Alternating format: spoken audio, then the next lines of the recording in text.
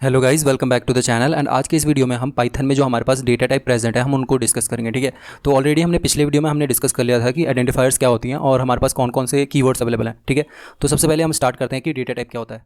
Data type क्या होता है, ये बेसिकली हमें क्या बताता है कि टाइप ऑफ डेटा बताता है, डेटा किस टाइप का है। तो सपोज मैंने a इक्वस टू 10 लिखा है, यहाँ पे a इक्वस टू 10 लिखा, तो ये किस टाइप का डेटा है। ये एक इंटीग्रल वैल्यू है, ये एक इंटीग्रल वैल्यू है। वही मैं ट्रू लिखूँ a इक्वस टू ट्रू, तो ये किस टाइप का वैल्यू होगा, ये एक बुलियन टाइप का वैल्यू है ना। तो यही हमें बता रहा है कि डेटा आपने जो वेरिएबल आपने कोई असाइन किया है किसी चीज़ में उस पर, तो वो किस टाइप का वेरिएबल आपने बनाया है वो। और ये हमें पता है कि पाइथन एक डायनेमिकली टाइप्ड प्रोग्रामिंग लैंग्वेज है, मतलब कि इसमें आपको डेटा टाइप एक्सप्लिसिटली डिफाइन करने की आपको ज़रूरत नहीं है। पाइथन ऑलरेडी इसको खुद से ही एक डेटा टाइप दे देता है। ठीक है, तो हमारे पास पाइथन में एक 14 तरह के 14 टाइप्स के हमारे पास डेटा टाइप है। ठीक है, तो इन सभी को हम एक एक करके देखेंगे। तो ये देखिए यहाँ पे मैंने क्या किया है, a इक्वस टू 10, और जब मैं इसका टाइप चेक कर रहा हूँ तो हमें पता है कि ये डेसिमल वैल्यू है ना, ये डेसिमल वैल्यू है। तो मेरे को इसने टाइप दिया, मेरे को इंट, हाँ टाइप जो है ना, एक हमारे पास एक पाइथन में इनबिल्ट फंक्शन प्रेजेंट है जिसकी हेल्प से आप क्या पता कर पाओगे कि आपने जो वेरिएबल बनाया है ना वो किस टाइप का है। ठीक है, तो ये मेरे को टाइप दे दिया इसने कि इंट टाइप का आपका वेरिएबल। ठीक है, इसके बाद है आईडी बेसिकली क्या बताता है कि जो आपने कोई भी फंक्शन बनाया या वेरिएबल कुछ भी बनाया तो आपके वो मेमोरी में उसका एड्रेस क्या है वो बताएगा। ठीक है, तो ID is an inbuilt function to get the address of the object. ठीक है, तो ये ए वेरिएबल जो है ना, इसका एड्रेस ये है आपके मेमोरी में। ठीक है, रैम में इसका स्पेस, इसका एड्रेस ये है, तो इस एड्रेस पे ये वेरिएबल प्रेजेंट होगा। ठीक है, इसका मतलब ये। अब मैं चाहता हूँ कि इसका टाइप ए बी कुछ टू 10.5 मैंने यहाँ पे दिया। अब मैं इसका टाइप चेक करूँ तो ये मेरे को फ्लोट दे रहा है, फ्लोट टाइप का ये, क्योंकि इसमें क्या कर रहा है, पॉइंट के बाद फ्लोटिंग वैल्यू है ना। इसके बाद हमारे पास boolean value, boolean data type है। तो बुलियन क्या होता है, ट्रू और या फॉल्स होता है। ट्रू बेसिकली ट्रू की वैल्यू 1 होती है और फॉल्स की वैल्यू 0 होती है। तो जैसे ही आप इसके ऊपर कोई ऑपरेशन करोगे ना, जैसे कि ट्रू प्लस ट्रू में मेरे पास क्या आउटपुट आएगा, और वैसे ही ट्रू प्लस फॉल्स क्या कितना आएगा, 1 प्लस 0। तो 1 प्लस 0 कितना होता है, 1 ही होता है ना। तो मेरे पास ये 1 दे दिया आउटपुट। और जैसे मैंने टाइप ऑफ सी यहाँ पे चेक किया तो मेरे को ये बुलियन वैल्यू शो किया है ना। वैसे ही एक स्ट्रिंग डेटा टाइप भी हमारे पास है, ये ऐसी कुछ टू सचिन मैंने लिखा ना, तो ये स्ट्रिंग टाइप का है। हमें पता है आप पाइथन में बेसिकली क्या होता है कि कैरेक्टर डेटा टाइप नहीं होता है पाइथन में कैरेक्टर डेटा टाइप नहीं होता, और स्ट्रिंग डेटा टाइप को भी ना पाइथन में, कैरेक्टर डेटा टाइप को भी पाइथन स्ट्रिंग ही एज अ स्ट्रिंग ट्रीट करता है पाइथन। ठीक है, तो ये मैंने बनाया है सचिन नाम से मैंने स्ट्रिंग, और इसका मैं जब टाइप चेक कर रहा हूँ तो यहाँ पे मेरे को स्ट्रिंग शो कर रहा है। ठीक है, इसके बाद हमारे पास एक स्लाइसिंग ऑपरेटर के हेल्प से आप क्या करोगे, किसी एलिमेंट को इसमें से एक्सट्रैक्ट कर पाओगे। ठीक है, तो मैं चाहता हूँ कि सचिन में से ना मैं कुछ पर्टिकुलर एलिमेंट को एक्सट्रैक्ट करूँ। मैंने यहाँ पे नेम चेंज कर दिया, मैंने नेम को टू कल्याण लिख दिया। ठीक है, तो अब मैं कल्याण में से मैं कुछ पर्टिकुलर एलिमेंट को एक्सट्रैक्ट करना चाहता हूँ, कि सपोज मैं चाहता हूँ कि पहले 3 वर्ड मैं इसके एक्सट्रैक्ट कर पाऊँ। तो यहाँ पे क्या करूँगा, मैं स्लाइसिंग ऑपरेटर का यूज़ कर पाऊँगा। ठीक है, तो स्लाइसिंग ऑपरेटर होता है और एक इंडेक्सिंग होता है। इंडेक्सिंग के हेल्प से आप क्या करोगे, एक ही एलिमेंट को आप एक्सेस कर पाओगे, लेकिन स्लाइसिंग ऑपरेटर के हेल्प से आप उसकी मल्टीपल एलिमेंट्स को एक्सेस कर पाओगे। यहीं पे मैं नेम ऑफ जीरो यहाँ पे लिखा होता, इसी स्क्वायर ब्रैकेट में नेम ऑफ जीरो लिखा होता है यहाँ पे, तो मेरे को आउटपुट में दे देता इसका जीरो थे इंडेक्स पे जो एलिमेंट प्रेजेंट है ना के, वो मेरे को आउटपुट में दे देता। लेकिन यहाँ पे जीरो कॉलन 3 लिखा हुआ ना यहाँ पे, तो इसका मतलब यह है कि 0 से लेकर 2 तक की वैल्यू मेरे को आउटपुट में देगा ये थर्ड वाला जो है ना, इससे एक कम देता है हमारे पास वैल्यू। ठीक है, 0 से लेकर 2 तक देगा, क्योंकि 0 से है ना इसकी स्टार्टिंग, 1 से स्टार्टिंग नहीं है। तो वही इसमें आउटपुट मेरे पास क्या आएगा, KAL 0 1 और 2 और 3 वाला इंडेक्स इसने इंक्लूड नहीं किया, क्योंकि जिस वैल्यू 0 से स्टार्ट है। तो n-1 जो आपका एंड इंडेक्स है ना या इस पे, सो इसमें n-1 का आउटपुट तक आता है। ठीक है, आपके पास तो आपने स्लाइसिंग ऑपरेटर का यूज़ करना है जब आपने कोई पर्टिकुलर एलिमेंट को एक्सट्रैक्ट करना है। ठीक है, तो वही मैं कल्याण, ये मैंने लिखा है एक नेम वेरिएबल मैंने बनाया है, कल्याण मिश्रा नाम से एक स्ट्रिंग वेरिएबल बनाया है। ठीक है, तो मेरे पास एक लेंथ नाम से भी मेरे पास इनबिल्ट फंक्शन है, जिसकी हेल्प से मैंने इसका लेंथ निकाला कि ये 13 लेंथ का है। ठीक है, और अब मैं चाहता हूँ कि मैं इसमें से कुछ एलिमेंट्स एक्सट्रैक्ट करूँ। मैं इसमें से चाहता हूँ कि जो इवन नंबर पे जो एलिमेंट्स प्रेजेंट है ना, मेरे को वही आउटपुट में चाहिए। ठीक है, तो इसके लिए देखिए मैंने क्या किया, मैंने 0 से लेकर 13 जो कि एलिमेंट का पूरा 0 से लेकर 13 तक में ये मेरा पूरा कवर हो जाएगा। ठीक है, और मैंने क्या किया यहाँ पे, मैंने लास्ट जो है ना हमारे पास पैरामीटर, ये बेसिकली क्या बताया, स्टेप बताता है कि आप कितना स्टेप छोड़ के ना आप उस एलिमेंट को रीड करना चाहते हो। तो 0 1 2, तो मेरे पास ये मैंने 2 का स्टेप दिया, मतलब कि एक दो एलिमेंट को ये छोड़ के आउटपुट देगा। ठीक है, एक एलिमेंट को, मतलब पहले 0 वाला, फिर 1, फिर 2, फिर 3। तो पहले हमारे पास 0 प्रिंट होगा, फिर 2 वाला एलिमेंट प्रिंट होगा, फिर 4 वाला एलिमेंट प्रिंट होगा। ठीक है, तो एक एक का इसने गैप दे दिया। तो वही मैं अगर यहाँ पे 1 लिखा होता तो इसने एक सारे के सारे एलिमेंट इसने प्रिंट करने थे। ठीक है, तो ये थर्ड पैरामीटर हमें बताता है कि स्टेप बताता है कि आप कितने स्टेप को आप छोड़ रहे हो, बेसिकली स्किप कर रहे हो। इसके बाद मैंने बताया था आपको कि पाइथन कैरेक्टर को भी एज ए स्ट्रिंग ट्रीट करता है। तो मैंने जैसे ही इसको सी को मैंने कैरेक्टर एज असाइन किया और इसका मैंने टाइप चेक किया तो मेरे को स्ट्रिंग शो कर रहा है। ठीक है, तो हमने देख लिया कि स्ट्रिंग कैसे होता है, फ्लोट कैसे होता है, और हमने बूलियन भी देख लिया, ठीक है। इसके बाद हमारे पास है कुछ complex data type. Complex data type अगर आपने मैथ पढ़ा होगा तो इसमें क्या होता है, एक रियल पार्ट होता है और एक इमेजिनरी पार्ट होता है, ठीक है। तो मैंने यहाँ पे बनाया हुआ है 2 + 3j। यहाँ पे रियल पार्ट क्या है, 2 जो है ना वो रियल पार्ट है और 3 जो है वो इमेजिनरी पार्ट है। और मैंने एक ई नाम से ये भी वेरिएबल बनाया, ये भी एक कॉम्प्लेक्स टाइप का ही है, 2 + 7j, ठीक है। तो 2 यहाँ पे रियल पार्ट है और 7 यहाँ पे इमेजिनरी पार्ट है। तो जैसे ही मैंने टाइप ऑफ डी चेक किया यहाँ पे, तो मेरे को क्या दे दिया आउटपुट में कि हाँ ये कॉम्प्लेक्स टाइप का ऑब्जेक्ट है, ठीक है।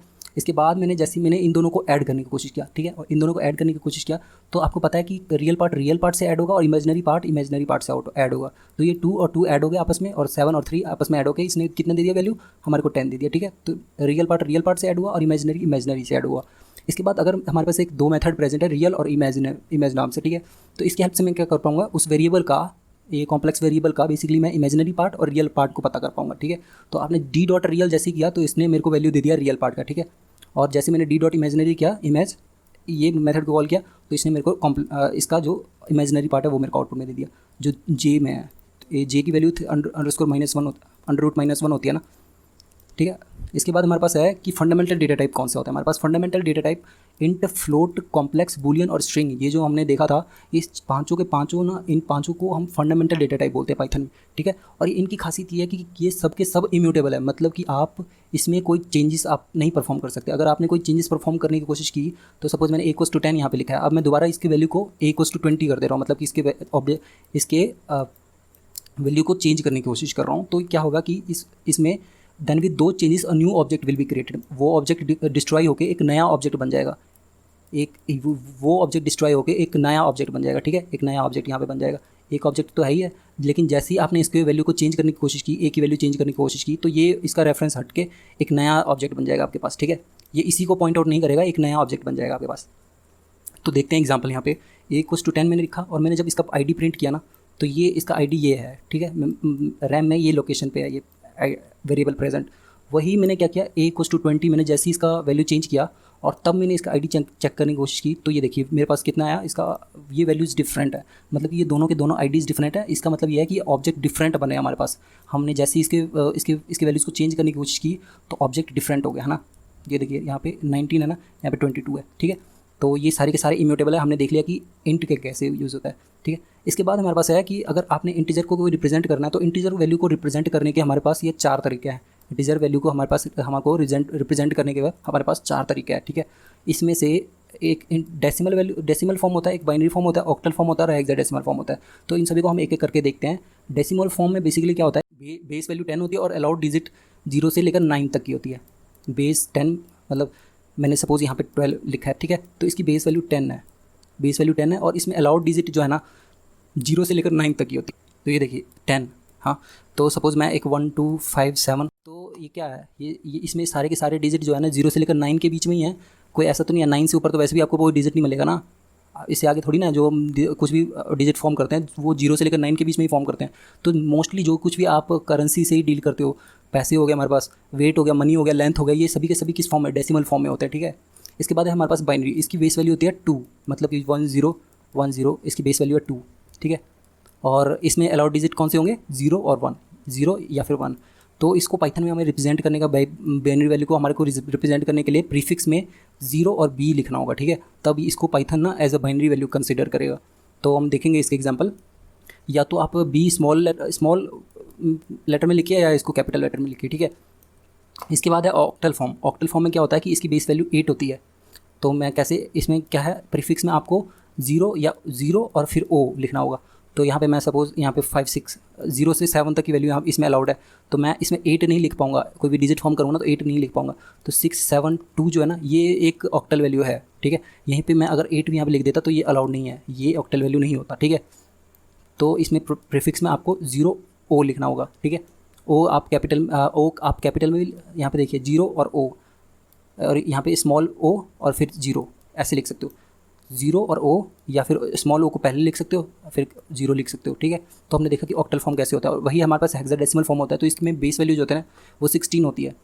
तो मैं सपोज आपको दिखाता हूँ इसका एग्जांपल। तो इसमें प्रीफिक्स जो होती है ना वैल्यू 0x से स्टार्ट होती है। तो 0x और फिर उसके बाद जो वैल्यू आपको अलाउड डिजिट फेस, जैसे कि फेस ही मैंने लिखा FACE, 0 से लेकर 9 तक की वैल्यू असाइन होती है। और उसके बाद A से लेकर F तक की वैल्यू असाइन होती है। 0 से 9 हो गया, कितनी वैल्यूज़ होगी, 10 वैल्यूज़ होगी। और A से F कितनी होगी, 6 वैल्यूज़ होगी, हाँ। 6 वैल्यूज़ होगी टोटल, दोनों को मिला के 16 बेस वैल्यू बन गया हमारे पास। और इसके बाद हमारे अगर हमने कोई हेक्साडेसिमल हमने फॉर्म में रिप्रेजेंट करना है किसी इंटीग्रल वैल्यू को, तो आपको इसके प्रीफिक्स में आपको 0x लिखना पड़ेगा, ठीक है। 0x बेसिकली स्मॉल में भी लिख सकते हो या आप कैपिटल में भी लिख सकते हो। तो हम देखते हैं कि इन फॉर्म का यूज़ क्या होता है, मतलब इस फॉर्म में हमें लिखने की ऐसी ज़रूरत क्यों आई, ठीक है। तो डेसिमल तो हमें पता है कि ये डेली लाइफ में हमें यूज़ होता है, मनी को, वेट को, लेंथ को रिप्रेजेंट करने के लिए आप डेसिमल फॉर्म का यूज़ करते हो। वही कंप्यूटर जो होता है आपका वो बाइनरी फॉर्म को एक्सेप्ट समझता है। मतलब कंप्यूटर में जो प्रोसेसिंग होती है ना बाइनरी फॉर्म में होती है, 0-1 के फॉर्म में होती है। और वही हेक्साडेसिमल बेसिकली किस में यूज़ होता है, ये कलर्स को डिफाइन करने में यूज़ होती है। जो आप वेब पेजेस पे जो आप कलर देखते हो ना, तो उसमें कोई उसकी पहचान एक हेक्स कोड के साथ होती है, वो हेक्स कोड आपको हेक्साडेसिमल फॉर्म में लिखा होता है, ठीक है। और इसकी एरर मैसेजेस डिस्प्ले करने में भी यूज़ होती है। एक मैक एड्रेसिंग में भी इसकी यूज़ होती है हेक्साडेसिमल फॉर्म की। और ऑक्टल जो है बेसिकली ये as a short hand use होता है फाइल परमिशन के लिए। जो chmod कमांड वगैरह जो लिखते हैं ना हम, उसमें इसमें भी हमारे को ये ऑक्टल फॉर्म का यूज़ होता है यूनिक्स सिस्टम में, जो लिनक्स का ऑपरेटिंग सिस्टम होता है, ठीक है। तो हमने देख लिया कि किस किस फॉर्म में आप एक इंटीग्रल वैल्यूज़ को शो कर सकते हो। इसके बाद है हमारे पास कुछ टाइप कास्टिंग हम क्या कर इसमें ये कर सकते हैं कि एक फॉर्म को दूसरे फॉर्म में कन्वर्ट कर सकते हैं।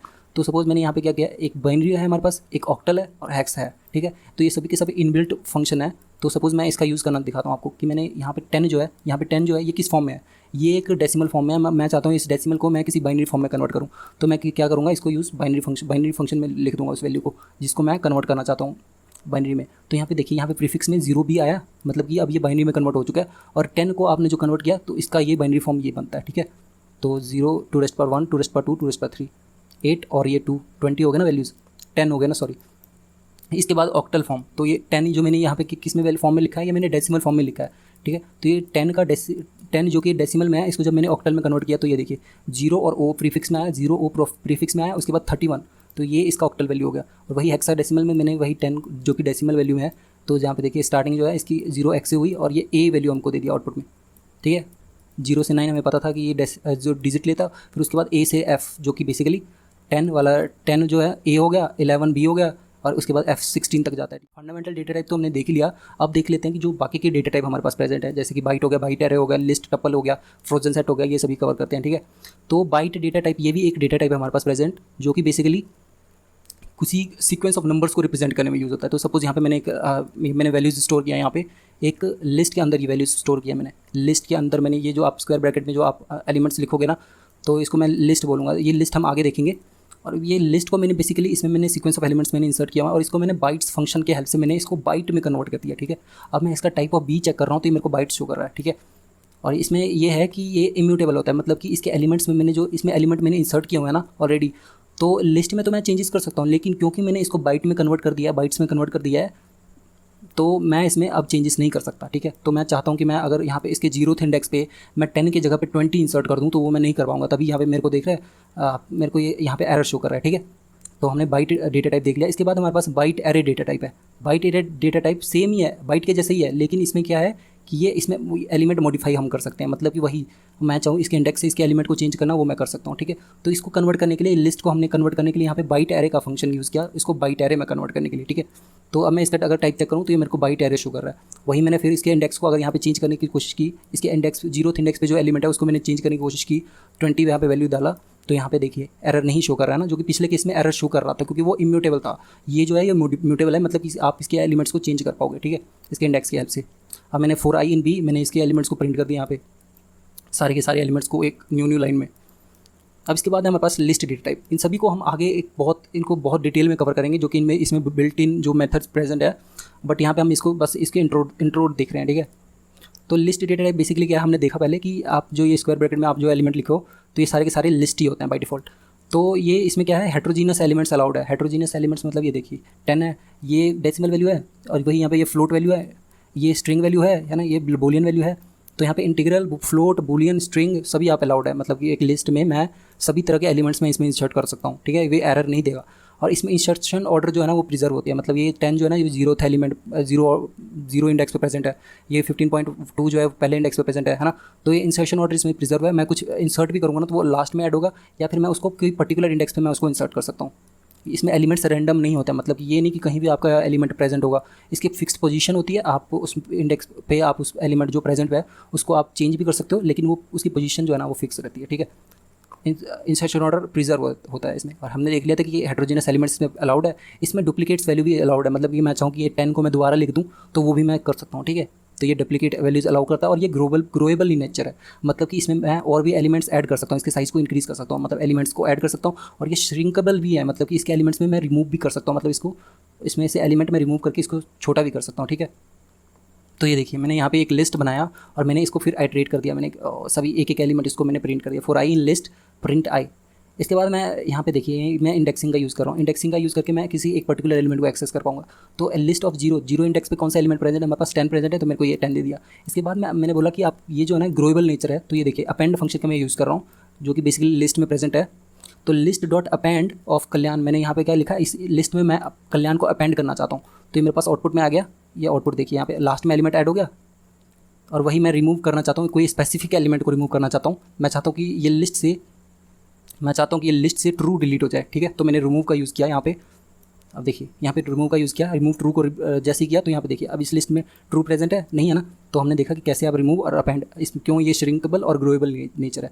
वही टपल डेटा टाइप है, टपल डेटा टाइप भी लिस्ट के जैसे ही है, लेकिन इसमें यह है कि इसमें इसके वैल्यूज़ को हम चेंज नहीं कर सकते, ठीक है। तो ये देखिए इसको टपल को क्रिएट करने का ये है कि आपने इसको ये ब्रैकेट्स में आपने इसको लिखना है, ठीक है, पैरेंथेसिस में आपने लिखना होता है, ठीक है। तो उसमें तो हमने देखा था कि आपने स्क्वायर ब्रैकेट में इसको लिखा था ना, इसको आपने पैरेंथेसिस में लिखना है, ठीक है। इसमें एलिमेंट्स जो डालोगे ये भी सीक्वेंस ऑफ एलिमेंट्स को स्टोर करता है, ये भी एक डेटा स्ट्रक्चर है जस्ट लाइक लिस्ट। और जब भी मैं इसका टाइप चेक करूँगा ना तो ये मेरे को टपल शो कर रहा है। इसमें मैंने बताया कि ये इम्यूटेबल है, मतलब इसके एलिमेंट्स को मैं मॉडिफाई नहीं कर सकता। तो यहाँ पे देखिए जैसे ही मैं इसके 0th इंडेक्स पे जो एलिमेंट यहाँ पे प्रेजेंट है मैंने उसको 20 में कन्वर्ट करने की कोशिश की, इसको मैं चेंज करने की कोशिश किया तो मेरे को ये एरर दिया कि tuple object does not support item assignment, ठीक है। तो इसमें हम अपेंड भी नहीं कर सकते, कुछ ऐड भी नहीं कर सकते, इसमें से कुछ हम रिमूव भी नहीं कर सकते, मतलब ये ग्रोएबल और श्रिंकेबल नेचर का भी नहीं है, ठीक है। इसके बाद हमारे पास रेंज डेटा टाइप आता है। रेंज डेटा टाइप क्या करता है, ये सीक्वेंस ऑफ नंबर्स को ही रिप्रेजेंट करता है, ठीक है। To represent the sequence of numbers the element present in range data type can not be modified, मतलब कि ये इम्यूटेबल होते हैं। तो suppose for I in range 10 किया मैंने और मैंने इन सभी वैल्यूज़ को मैंने प्रिंट किया यहाँ पे, ठीक है। 0 से लेकर 9 तक की वैल्यूज़ मेरे को दे दिया। रेंज ने क्या किया 10, जैसे मैंने रेंज ऑफ 10 किया तो मेरे पास 0 से लेकर 9 तक की वैल्यूज़ आ गई मेरे पास, ठीक है। और फिर मैंने क्या किया एक एक एलिमेंट को यहाँ पे 4 के हेल्प से मैंने प्रिंट कर दिया, ठीक है। इसके बाद है हमारे पास कि इसमें आप एक स्टार्टिंग इंडेक्स भी, आप स्टार्टिंग एलिमेंट भी डाल सकते हो और उसके बाद एंडिंग एलिमेंट भी डाल सकते हो। तो मैं चाहता हूँ कि 10 से लेकर 20 तक की वैल्यूज़ इसमें प्रिंट हो। 10 से लेकर 20, अब हमें पता है कि जो एंडिंग वैल्यू जो होगी ना यहाँ पे ये एक कम तक आएगी, ठीक है। तो अगर आपने 10 से लेकर 20 की वैल्यू प्रिंट करनी है तो यहाँ पे 20 की जगह पे 21 लिख देना, ठीक है। इसके बाद हमने तीसरा पैरामीटर क्या होता है, जस्ट लाइक हमने पहले भी देखा था कि आपने स्लाइसिंग में तीसरा पैरामीटर क्या होता है कि स्टेप बताता है हमारे को, ठीक है। तो ये स्टार्टिंग इंडेक्स 1 हो गया, स्टार्टिंग एलिमेंट 1 है, इसका दूसरा पैरामीटर है वो एंडिंग एलिमेंट हो गया, मतलब 1 से लेकर ये 10 तक की वैल्यू देगा, हमें 10 की वैल्यू इसने देगा। और मैंने स्टेप लिख दिया 2 का, मतलब कि एक एक एलिमेंट को ये छोड़ के बताएगा। तो ये हमें बता रहा है कि 1 3 1 2 3, और हमें मैंने बताया कि एक एक एलिमेंट को ये छोड़ के बताएगा, मतलब कि पहला 1 आएगा, फिर 3 आएगा, फिर 5 आएगा। तो ये मैंने एक तरह से मैंने किसमें ऑड नंबर का बना दिया प्रोग्राम, यहाँ से इसमें मैंने 1 से लेकर 10 का मैंने ऑड नंबर का प्रोग्राम बना दिया बेसिकली, है ना, रेंज की हेल्प से। वही चीज़ आप अगर इवन नंबर पता करना चाहोगे तो इवन नंबर के लिए हमारे पास क्या है 0 से लेकर 10, और मैंने स्टेप कितना रखा है यहाँ पे 2 लिखा है यहाँ पे। तो ये देखिए सारे के सारे इवन नंबर प्रिंट हो गए। इसके बाद हमारे पास सेट डेटा टाइप, ठीक है। सेट डेटा टाइप भी एक डेटा स्ट्रक्चर है जिसमें कि आप एलिमेंट को इंसर्ट कर पाओगे, रिमूव कर पाओगे। तो सपोज़ मैंने यहाँ पे एक सेट डेटा स्ट्रक्चर बनाया जिसमें कि मैंने ये एलिमेंट्स को मैंने पैरेंथेसिस के अंदर, ये कर्ली ब्रेसिस के अंदर मैंने इस एलिमेंट्स को इंसर्ट किया। तो आपने अगर सेट डेटा टाइप बनाना है तो एलिमेंट को भी आपने एक कर्ली ब्रेसिस के अंदर आपने इंसर्ट करना है, ठीक है। तो इसका अगर मैं टाइप चेक कर रहा हूँ टाइप ऑफ एस, तो मेरे को ये सेट शो कर रहा है और मैं क्या कर रहा हूँ इस एलिमेंट को 60 को ऐड कर रहा हूँ इस सेट में, ठीक है। तो हमने देखा कि ये ग्रोएबल भी नेचर है और मैं यहाँ पे इसको 30 को रिमूव भी कर रहा हूँ जो कि एलिमेंट इसमें प्रेजेंट है, ठीक है। तो मैं उसको रिमूव कर रहा हूँ। अगर एलिमेंट इसमें नहीं प्रेजेंट होता तो ये मेरे को की एरर देता कि आप जो एलिमेंट यहाँ पे स्पेसिफाई कर रहे हो वो आपके सेट में प्रेजेंट है ही नहीं, ठीक है। तो ये देखिए यहाँ पे 60 ये ऐड कर दिया और रिमूव कर दिया, यहाँ पे 30 रिमूव कर दिया, इस सेट से आउटपुट में आया ना यहाँ पे। तो क्या है कि इंसर्शन ऑर्डर इसमें प्रिजर्व नहीं है, मतलब कि इस सेट की एक ये खासियत है कि इसमें ना ये जो एलिमेंट्स हैं ना इनकी इंडेक्स तो फिक्स है, लेकिन ये एलिमेंट जो है ना आपस में ये फिक्स नहीं है, ये मूव करते रहते हैं, ठीक है। तो इसमें आप एक ये चीज़ भी नहीं कर पाओगे, इसमें आप इंडेक्सिंग और स्लाइसिंग भी नहीं कर पाओगे क्योंकि ये एलिमेंट फिक्स ही नहीं है। तो मैं एक पर्टिकुलर एलिमेंट को एक्सट्रैक्ट कैसे कर पाऊंगा, ठीक है। और इसमें डुप्लीकेट्स अलाउड नहीं है। तो यहाँ पे मैंने जैसे 10 लिख दिया, 20 लिख दिया, और मैं दोबारा से चाहूँ कि मैं 10 या 20 दोबारा से लिखूँ तो वो अलाउड नहीं है, डुप्लीकेट वैल्यूज़ इसमें अलाउड नहीं है। और ये हेट्रोजीनियस एलिमेंट्स इसमें अलाउड है, मतलब कि मैं इंटीजर, फ्लोट, स्ट्रिंग सभी टाइप के वैल्यूज़ में इसमें एलिमेंट्स में मैं लिख सकता हूँ या कर्ली ब्रेसिस के अंदर, ठीक है। इंडेक्स कॉन्सेप्ट ये इसमें एप्लीकेबल नहीं है, क्योंकि ये इंस्ट्रक्शन ऑर्डर जो है ना इसमें अनऑर्डर्ड है, ये बेसिकली अनऑर्डर्ड है, मतलब कि ये ऑर्डरिंग इसकी फिक्स है ही नहीं, तो मैं इसमें इंडेक्सिंग भी नहीं कर पाऊंगा। इसमें ये म्यूटेबल कलेक्शन है, म्यूटेबल हमने देखा कि इसमें इसके एलिमेंट्स को आप इसमें मॉडिफिकेशन कर सकते हो, कि इसको ऐड कर सकते हो, रिमूव कर सकते हो एलिमेंट्स को। और ग्रोएबल नेचर है, मतलब कि आपने देख लिया कि आप मैंने यहाँ पे एलिमेंट मैंने ऐड किया है, यहाँ पे ये श्रिंकेबल भी है, मतलब कि यहाँ पे मैं रिमूव भी किया हूँ। इसके बाद फ्रोजन सेट है, फ्रोजन सेट सेम है, सेट के जैसे ही है, लेकिन ये इम्यूटेबल है, मतलब कि मैं इसमें से एलिमेंट को रिमूव नहीं कर सकता या ऐड नहीं कर सकता, ठीक है। तो सपोज़ मैंने इसको अगर सेट हमने पता है कि आपने कर्ली ब्रेसेस में इंक्लूड करना है, अभी मैं सेट को अगर फ्रोजन सेट में मैंने कन्वर्ट करना है तो मैं मेथड का यूज़ करूँगा, मैं ये फंक्शन का यूज़ करूँगा, ठीक है। अब मैं इसके टाइप चेक जैसे लिखा तो यहाँ पे मेरे को फ्रोजन सेट शो कर दिया। अब ये देखिए फ्रोजन सेट डॉट ऐड मैंने जैसे किया, यहाँ पे हमें पता है कि ये इम्यूटेबल है, तो मेरे को ये इसने एरर दे दिया, ठीक है। वही मैं एलिमेंट को रिमूव भी नहीं कर सकता, इसने यहाँ पे भी एरर दे दिया कि frozen set object has no attribute remove. वही हमारे पास इसके बाद एक डिक्शनरी डेटा टाइप आता है। डिक्शनरी डेटा टाइप में हम क्या करते हैं, की और वैल्यू के फॉर्म में डेटा को स्टोर करते हैं, ठीक है। तो ये मेरे पास की है और ये मेरे पास वैल्यू है। तो 10 के सामने मैंने सचिन लिख दिया, ठीक है। तो यहाँ पे 10 जो की है इसमें वैल्यू मैंने सचिन स्टोर किया, वही 20। तो इसका फ़ायदा ये है ना कि सपोज़ मेरे को सचिन की रिक्वायरमेंट है, तो मैं सिंपली यहाँ पे जो ये इसको मैंने नेम दिया होगा इस डिक्शनरी डेटा स्ट्रक्चर को, तो मैं क्या करूँगा, एस ऑफ 10 लिखूँगा, तो ये मेरे को इसकी वैल्यू मेरे को प्रिंट करके दे देगा। इसका फ़ायदा ये है कि ये सारे के सारे एलिमेंट को एक्सट्रैक्टिंग करेगा, डायरेक्टली उस की पे जाएगा और उस एलिमेंट को एक्सेस करके मेरे को देगा, ठीक है। तो यहाँ पे दो ही मैंने एलिमेंट यहाँ पे लिखे, लेकिन अगर आपके पास रिकॉर्ड्स में 18 मतलब हज़ारों यहाँ पे एलिमेंट्स प्रेजेंट होंगे, तो ये बेसिकली क्या करेगा, डायरेक्टली उस की पे जाएगा और उसकी वैल्यू को फैच करेगा। अब मैं इसका टाइप चेक करूँ, टाइप ऑफ डी, तो ये मेरे को डिक्शनरी शो कर रहा है, ठीक है। और इसके बाद मेरे को एक्सेस करने के लिए क्या करूँगा, मैं इसके की के साथ मैं उसकी वैल्यू को एक्सेस कर पाऊँगा। तो यहाँ पे मैंने 10 की पे मैंने सचिन लिखा हुआ है, तो मैंने जैसे डी ऑफ 10 लिखा तो मेरे को ये सचिन आउटपुट में दे दिया, ठीक है। इसके बाद है मेरे पास की duplicates keys are not allowed but the values can be modified, मतलब कि ये है, तो ये हमारे को मेमोरी सेव करेगा और वैल्यू को चेंज कर सकते हो आप, की को दोबारा से आप उसको डुप्लीकेट नहीं कर सकते, ठीक है। तो डी ऑफ 10 में मैं दोबारा से इस 10 में धोनी को मैंने मतलब यहाँ पे क्या किया, मैंने की को मॉडिफाई थोड़ी ना किया, वैल्यू को मैंने डुप्लीकेट करने की कोशिश की, तो ये बिल्कुल सही है। लेकिन कीज़ को आप डुप्लीकेट नहीं कर सकते, duplicate keys are not allowed but values can be duplicated, ठीक है। तो मैंने यहाँ पे सचिन के वैल्यू को यहाँ पे मैंने धोनी से रिप्लेस किया। तो अब दोबारा देखिए ये डिक्शनरी का आउटपुट कैसे आया, 10 सचिन की जगह पे धोनी आ गया, है ना। और एक और डेटा टाइप है हमारे पास, none data type. None data type मतलब ये है कि ये कुछ इसकी कोई फंक्शनलिटीज़ नहीं है, ये बेसिकली क्या यूज़ होता है कि it is use to handles if the value is not available, अगर कोई वैल्यू अवेलेबल नहीं है तो इन सब केसेस में ना हम नन डेटा टाइप का यूज़ करते हैं, ठीक है।